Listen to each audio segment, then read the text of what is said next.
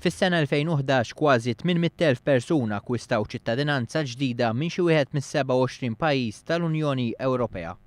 Fi żmien fejn iċ-ċittadinanza la kienet marbuta m'investiment u anqas ma' flus, Malta kienet ir-raba l-aktar pajjiż li qasmet ċittadinanza. Fil-fatt jirriżulta li fl-2011 Malta qasmet 1,100 ċittadinanza li jfisser 200 ċittadinanza aktar mill-2010. Dan ifisser li f'temp ta' sena tqassim ta' ċittadinanza żdied b'22%.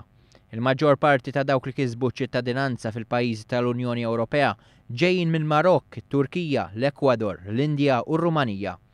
Apparti dik naturali f'Malta ċittadinanza tista' tinkiseb b'att ta' modi, iżda sa issa l-ebda waħda ma hija marbuta ma' pjan taħlas inkella investiment. It-tlieta l-ġurnal The Malta Independent wera kif dak li qed jipproponi l-Gvern dwar il-programm ta' ċittadinanza jaħseb ukoll għal abbużi li kienu jsiru taħt l-amministrazzjoni preċedenti. F'dan il-każ ċittadin Ingliż li xtara f'Malta residenza li tiswa €100,000 ħabkemm jiswew €900,000 f'servizzi tas-saħħa b'xejn.